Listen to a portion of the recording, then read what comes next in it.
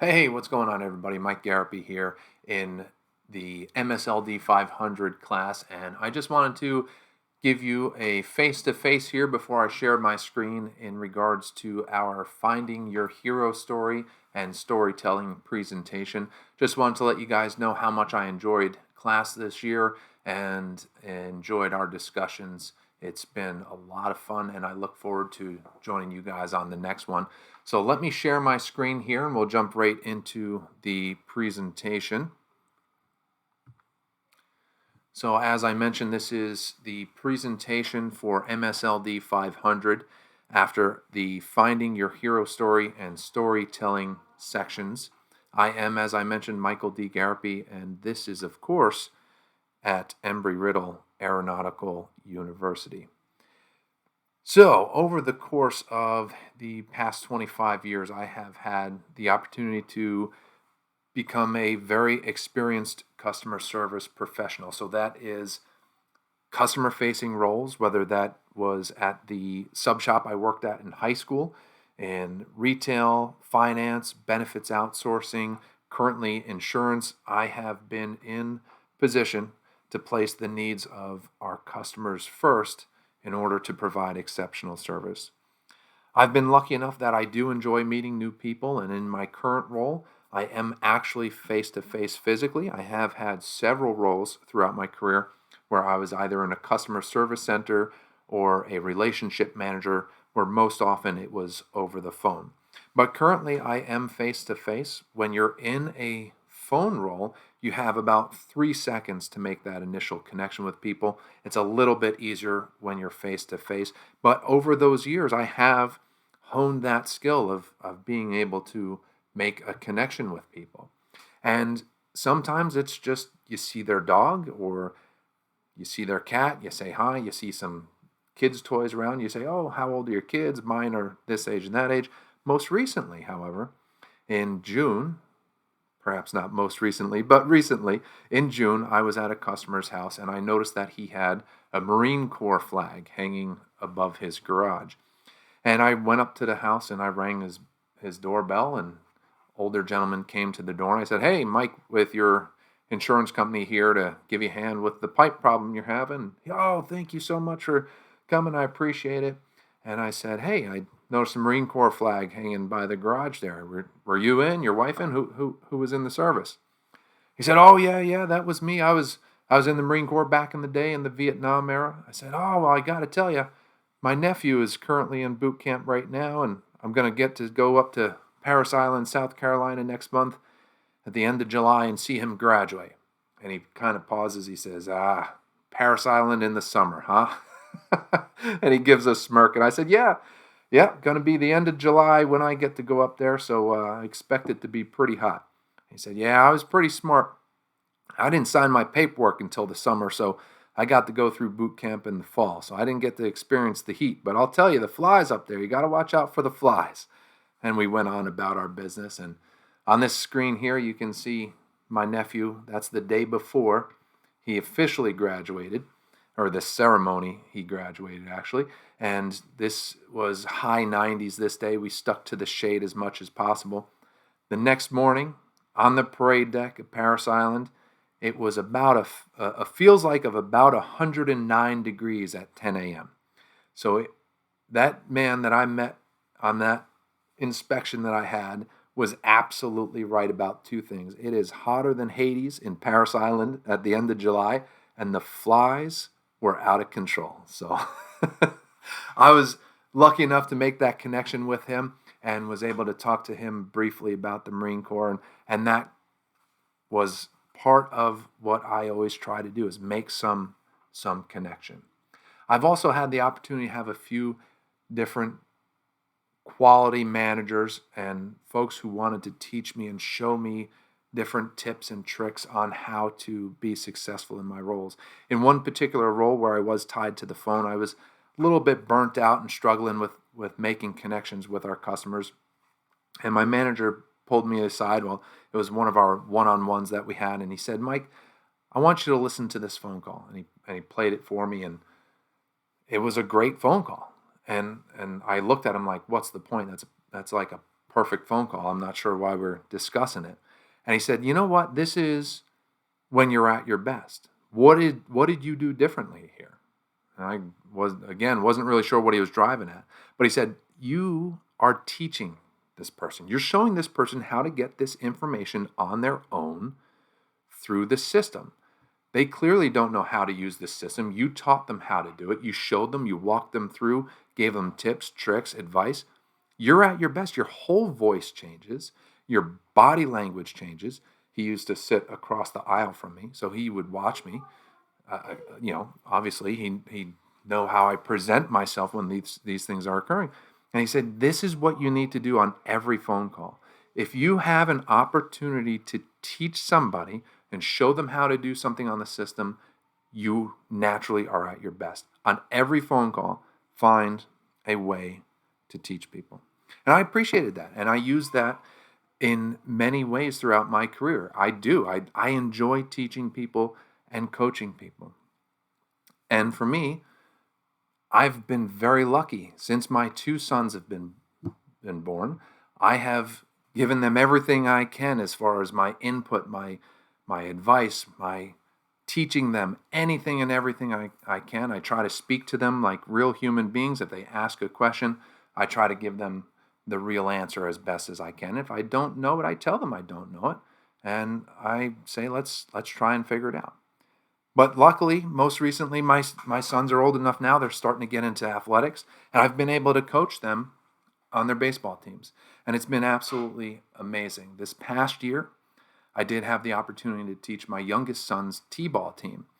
It is a 4U T-ball team, which essentially means their age is 4 and under. So I got a team of 10 4-year-olds. At the beginning of this season, if you had asked me, Mike, what is your level of patience? Are you below average, average, above average? I probably would have said I'm somewhere in the average to slightly below average bucket. But that was before I had ever taught 10 4-year-olds how to play baseball. I can tell you that my patience throughout the course of the season was tested in ways that I couldn't possibly have imagined my patience being tested in these ways. And I have two sons. I've gone through the middle of the night feedings and diaper changes. I've improved my patience from my 20s for sure, but I didn't know that 10 4-year-olds could test my patience. I had one particular situation where it was myself and three other dads were assistant coaches. And on this particular practice, the 3 assistant coaches couldn't make it. They had prior obligations. One of them was a fireman, and he had shift work, and the other got called away out of state. And long story short, it was myself. I enlisted my 9-year-old, well, he was 8 years old at the time, to come coach with me. So the 8-year-old was assistant coach for the day, my 4-year-old, and 9 other 4-year-olds. And my patience was tested more than I could. We had kids digging in the dirt in the infield. We had kids chasing butterflies in the outfield, and everything in between, as you can imagine. I got home that day, and I thought to myself, I can't possibly do this. There's no possible way that I could ever do this. I must be crazy. I need my head checked. I give up. And thankfully, went to bed, woke up the next day. We didn't have practice, had some time off. And then I think 2 days later was the next practice. Before we went to practice, I came up with an idea. My son Cooper and I, we got in the car, we stopped at Walmart, and we bought those flimsy Franklin baseball, backyard baseball bases. It comes with 3 bases, a home plate, and a pitching mound, or the pitching slot, I guess it is, whatever. And we bought 4 hula hoops and the bases. And we went to practice that day. I lined up 4 kids on the foul line, lined up 4 hula hoops about 15, 20 feet away from them, lined up the bases in straight lines, and we set about having fun. We decided to make a game of it. I wasn't going to try and teach them how to play baseball, wasn't going to show them how to hit the ball off the tee. We were going to have fun. So I lined the kids up on the foul line, gave each of them 3 baseballs, and said, here, you're going to throw them into those hula hoops over there. 1, 2, 3. And then any that don't end up in the hula hoop, you're going to run to the base, ball, and you're going to throw that from that spot into the hula hoop until all of the baseballs are in the hula hoop. And my 8-year-old, or my assistant coach, we had them back now, was with the other kids. They were doing a relay race on the bases. They had the bases set up so that they could run and tag their friend and run back. And I had decided that I wasn't going to teach these kids how to play baseball. We were going to play games that involve skills that relate to baseball. I'm going to teach them how to throw a baseball without telling them I'm teaching them how to throw a baseball. I'm going to teach them how to run the bases while doing a relay race. I'm not going to say run from home to first and then first. I'm going to say, see that base and see that base? You got to run over there, tag your friend. He's got to run back, and you got to beat that team.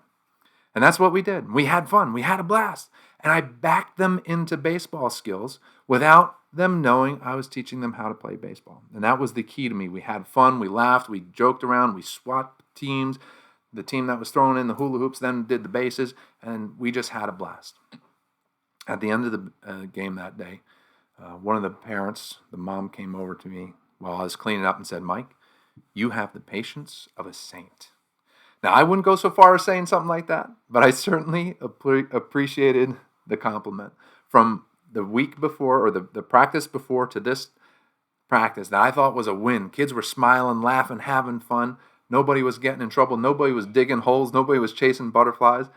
And this woman is telling me I have the patience of a saint. I could not have been happier with the 180 that I pulled off in just 2 or 3 short days. At the end of the season, they always have an award ceremony. And they always start by thanking the parents, moms, dads, stepmoms, grandma, grandpa, aunt, uncle, everybody that makes this thing possible, and then thank the coaches. They always say, without these 2 groups of people, the moms and dads and stepmoms and grandmas and the coaches, this thing would never be possible. And they always hand the coach a trophy. It says, for you, Coach 2020. And then they hand the table of trophies over to the coach, and I get to hand them out to the players. And I hand them out to all the players, and we pack everything up, get in the car with my son, Cooper, and we kind of recap the season. I say, Coop, I'm really so proud of you. I'm so proud of you and the other kids, and how much work you guys put in, how much better you became, how you listened to coach. At the beginning of the season, Coop, I didn't know it was possible. I didn't think you guys would ever get to it. But our last game today, right before the trophies, everybody was listening to their coaches. Everybody was following directions. Everybody was hitting the ball off the tee. Everybody was not digging in the dirt anymore. You guys should be so proud of how much you've improved since the first day of practice. Do you think you're going to play again next year, bud? And from the backseat of my car, I hear him say, Dad, I'm really proud of you too. I do. I want to play next year, but only if you're going to be my coach again, because you're really good at it, Dad. And oh man, I tell you, it just about knocked me over. I couldn't believe, to be at such a high, or to look back from that high to such a low where I was like, I got to hand this over to one of the other coaches. I can't do this. There's no way I could teach these kids. To have my son say, yeah, I'm going to play baseball again, but only if you coach me, because you're the best coach. It blew me away, and it made me so proud. So last little bit I'm going to talk to you guys about here is I did take the Clifton Strengths Test this semester. It was linked to in the course materials, and I took it. Now, you did have to pay for it. I think it was $20 or whatever. It gives you your top 5 strengths. My top strength was learner. And of those 5 strengths, learner was number 1. And it tells us, Clifton Strengths tells us, that learners want to continuously improve and that the process of learning rather than the outcome excites them. And I have to tell you, this is exactly who I am as a person and who I am as a coach. When I've been head coach, I've done it twice now. Once with my oldest son for 8U, machine pitch baseball. And as I just described for my 4-year-old for T-ball, I have had the opportunity to be a head coach. And at the beginning of the season, I always tell the parents that there is only two things that I can promise them. I can't guarantee we're going to win any games, which for T-ball, you don't really keep score at the 4U level. So, winning games doesn't matter. So really more for the 8-year-olds that, I can't promise them that we're going to win any games. With both groups, I say there's only two things that I want to do. I want to have fun and I want to learn. I want to know that at the end of the year, your players are better at baseball than they are today. That's the only thing I can promise you. I want them to come and have fun and be ready to learn. And for the older group, I want them to be ready to find out what they're capable of. You may have a kid on the last team that was on that last slide there, my son's 8U team.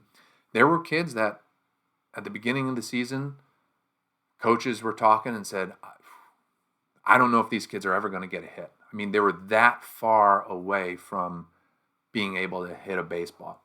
And at the end of the season, two of those 3 or 4 that we were worried about, 2 of them had hits in the playoff championship game. The 2 kids that we were worried about at the beginning of the season, at the end of the season, had hits in the championship game. Now, we ended up losing the championship game, but the players got to that point. We had 3 or 4 that we were concerned about that. They were at a point at the end of the season where they were better than I really could have imagined. And for me, that's really how I approach it. I don't know that we're going to win a single game. I don't know that we're going to be champions, but I know that you're going to be a better baseball player if you come ready to learn and you come ready to have fun. And that's really who I am. I want to continuously improve. I want my sons to feel that as well. I want them to be naturally curious and question things and ask and learn and read books. And they do, and they're so curious. The Nat Geo Kids comes in the mail, and my son opens it up, and there's a section with just blurbs about different animals, and he starts reading it. He goes, all right, guys, you ready for the facts? You ready for the animal facts? And he starts reading about, the leopard does this, and the manta ray has this type of feeding patterns, and his little brother Cooper is looking at him. He's like, oh, yeah, what is that? That's a leopard. What is he doing? It's just amazing to see them constantly grabbing information and wanting to learn. That's how I am. And it's so exciting to see them pick that up for me. I mean, I'm in my 40s and I'm going to school. I'm going back to school. I want to continuously get better throughout my career. To tie it all back to the beginning, throughout my career, I've been able to take all these different experiences and different things that I've done and tie them into making connections with customers. Whether it's going to Paris Island, whether it's running a half marathon or 5K, or going back to school, or just being curious and having read something that I can then talk about with some little bit of understanding. That, I was in another insured's house recently, and in his office on his wall, he had a whole bunch of awards and medals from triathlons that he had done. And I said to him, listen, I feel obligated to tell you that my brother-in-law did the race in Kona, and I had an opportunity to go to Hawaii and meet up with him, and we went to Pearl Harbor, and he was, we love Kona, we love going to Hawaii. It was such a great situation and so much fun. You always meet such interesting people at these places. And it was a connection, just a tiny little thing that I was able to pick up on because of all the different experiences, because of my natural wanting to learn. And that's really what's important to me. And I hope you guys feel a little bit of that as well. And that's why you're in school. But anyway, I'm passionate about it. I love learning new things. And I really look forward to hearing your stories and your presentations about storytelling. I hope you enjoyed this. I really appreciate you sticking through to the end. And I look forward to seeing you guys again in other classes, other courses throughout our degree program. And anytime you have my connection through Ernie, feel free to reach out. Appreciate it, guys. See you soon. Bye-bye.